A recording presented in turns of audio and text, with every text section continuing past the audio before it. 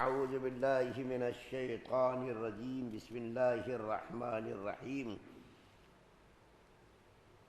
وجاء المعذرون من الأعراب ليؤذن لهم وقعد الذين كذبوا الله ورسوله سيصيب الذين كفروا منهم عذاب عليم. ليس على الضعفاء ولا على المرضى ولا على الذين لا يجدون ما ينفقون حرج إذا نصحوا لله ورسوله ما على المحسنين من سبيل والله غفور رحيم. ولا على الذين إذا ما أتوك لتحملهم قلت لا أجد ما أحملكم عليه تولوا وأعينهم تفيض من الدمع حزنا ألا يجدوا ما ينفقون. اور دیہاتیوں میں سے بھی بہانہ باز لوگ آئے کہ ان کو جہاد سے چھٹی دے دی جائے، اور اس طرح ان لوگوں نے اللہ اور اس کے رسول سے جھوٹ بولا اور سب وہ بیٹھے رہے۔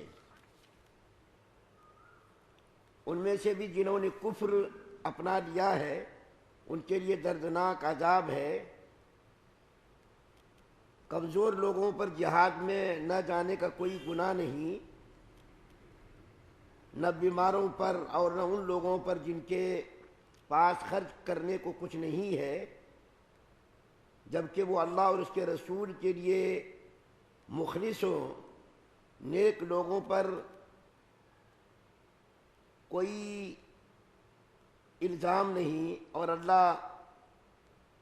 اور اللہ بہت بخشنے والا اور بڑا مہربان ہے۔ اور نہ ان لوگوں پر کوئی گناہ ہے جن کا حال یہ ہے کہ جب وہ تمہارے پاس اس غرض سے آئے کہ تم انہیں کوئی سواری مہیا کر دو، اور تم نے کہا کہ میرے پاس تو کوئی ایسی چیز نہیں ہے جس پر میں تمہیں سوار کر سکوں، تو وہ اس حالت میں واپس گئے کہ ان کی آنکھیں آنسوؤں سے بہہ رہی تھیں کہ ان کے پاس خرچ کرنے کے لیے کچھ بھی نہیں ہے۔ سورہ توبہ کی 90، 91، 92، 93 یہ آیات آپ کے سامنے پڑھی گئی ہے۔ پہلی آیت کریمہ میں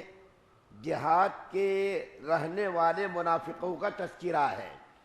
جس طریقے سے مدینے میں منافقین رہتے تھے، اسی طریقے سے مدینے سے باہر بھی کچھ ایسے لوگ تھے جو منافق تھے، یعنی دل سے مسلمان نہیں تھے۔ تو جہاد کے رہنے والے منافقین بھی اللہ کے رسول صلی اللہ علیہ وسلم کی خدمت میں آتے تھے، اور جہاد میں نہ جانے کے بہت سارے بہانے اور بہت سارے عذر بیان کرتے تھے، اور کہتے تھے کہ یا رسول اللہ صلی اللہ علیہ وسلم ہمارے پاس یہ عذر ہے، یہ پریشانی ہے، گھر میں بیمار ہے، گھر میں یہ عذر ہے، اور یہ کہہ کر کے وہ جا کر کے اپنے گھروں میں بیٹھ جاتے تھے۔ مفسرین نے لکھا ہے کہ دو قسم کے منافق تھے۔ ایک تو وہ منافق جو نبی کریم صلی اللہ علیہ وسلم کی خدمت میں آتے تھے اور اجازت لے کر کے جھوٹے سچے بہانے بازی کر کے وہ گھروں میں جا کر کے بیٹھ جاتے تھے، اور ایک قسم کا وہ منافق تھا جو نبی کریم صلی اللہ علیہ وسلم کی خدمت میں بھی نہیں آتے تھے، بڑے ہی جری قسم کے منافق تھے، اور وہ جو ہے بڑے ہی جو سخت قسم کے منافق تھے۔ تو وہ لوگ نبی کریم صلی اللہ علیہ وسلم کی خدمت میں نہیں آتے تھے اور بغیر آئے بغیر اجازت لیے گھروں میں بیٹھے رہتے تھے۔ تو ایسے منافقوں کے بارے میں اللہ تعالیٰ فرماتے ہیں دردناک سخت خطرناک قسم کا عذاب اس کو جہنم کے اندر دیا جائے گا۔ اس کے بعد پھر جو دو آیتیں پڑھی گئیں، اس کے بعد کی جو آیات پڑھی گئیں،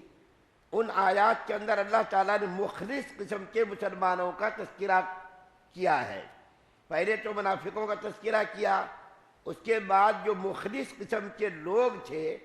جہاد میں جانا چاہتے تھے لیکن بیچاروں کے پاس صحیح معنی میں عذر تھا۔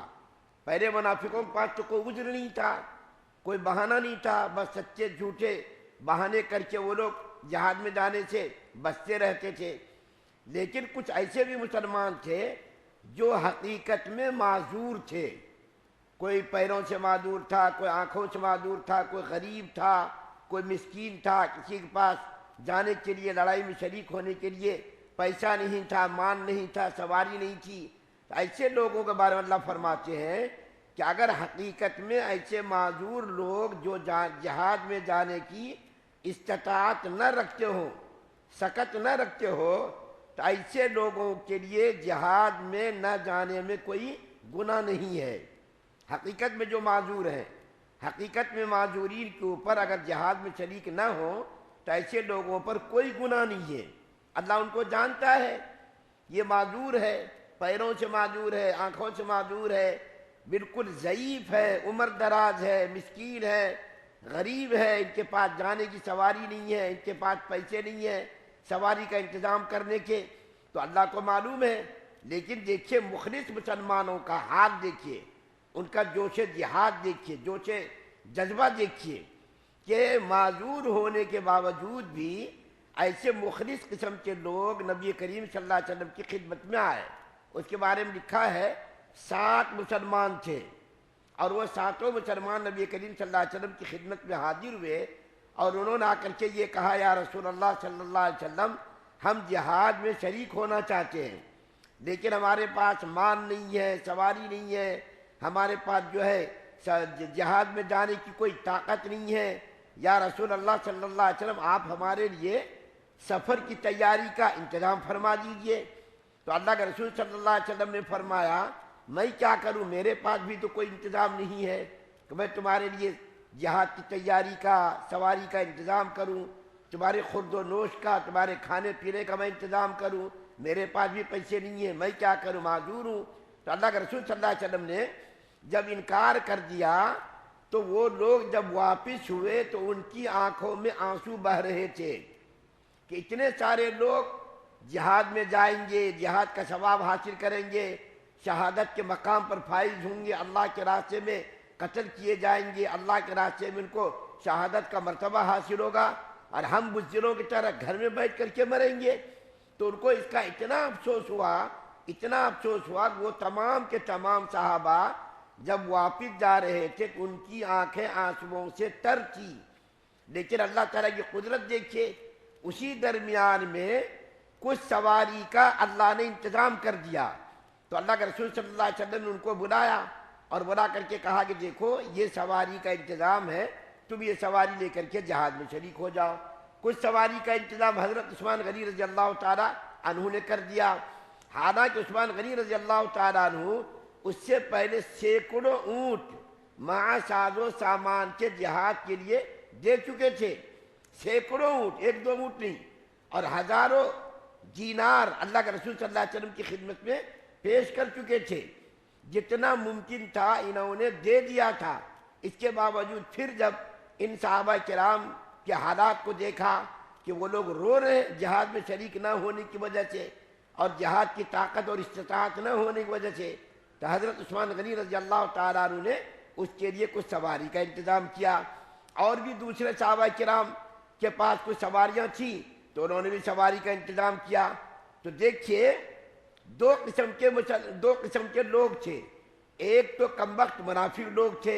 جو مدینے کے اندر بھی رہتے تھے، مدینے کے قرب و جوار میں بھی رہتے تھے، اور جہاد میں شریک ہونے سے وہ اپنے آپ کو روکتے تھے، اور ایک مخلص قسم کے مسلمان تھے جن کا دل ایمان سے لبریز تھا، اللہ اور اس کے رسول کی محبت سے لبریز تھا، اور جہاد میں نہ جانے کا غم ان کو اتنا تھا،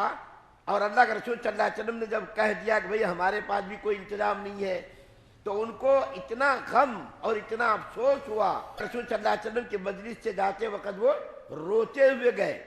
ایک طرف تو منافق لوگ تھے جو کم وقت لوگ خوش ہوتے تھے، چلو دیکھو نعوذ باللہ ہم نے اللہ کے رسول صلی اللہ علیہ وسلم کو بیوقوف بنا دیا اور سچے جھوٹے بہانے کر کے ہم جہاد میں جانے سے بچ گئے، اور ایک طرف سچے پکے مسلمان تھے جن کو جہاد میں شریک نہ ہونے کا اتنا غم تھا کہ وہ لوگ رونے لگے کہ اتنے سارے لوگ تو جہاد میں جائیں گے اور ہم بیٹھ کر کے گھر میں رہیں گے، بزدلوں کی طرح گھر میں رہیں گے، جہاد کے ثواب سے ہم محروم رہیں گے، جہاد کی فضیلت سے ہم محروم رہیں گے، شہادت سے ہم محروم رہیں گے۔ تو ایک تو کم وقت منافق لوگ تھے جو جہاد میں جانے سے بہانے بازی کرتے تھے، اور ایک مخلص قسم کے لوگ تھے۔ تو اللہ تعالیٰ نے دونوں قسم کے لوگوں کا تذکرہ کیا۔ پہلے تو اللہ تعالیٰ نے منافقوں کا تذکرہ کیا، اس کے بعد معذور مسلمانوں کا تذکرہ کیا، اور پھر وہ لوگ بھی بعد میں سواریوں کا انتظام ہونے کے بعد وہ لوگ جہاد میں شریک ہو گئے۔ اللہ سے دعا اللہ ہم سب کو سننے زیادہ عمل کی توفیق عطا فرمائے۔ سبحان اللہ و بحمدہ، سبحانک اللہم و بحمدک۔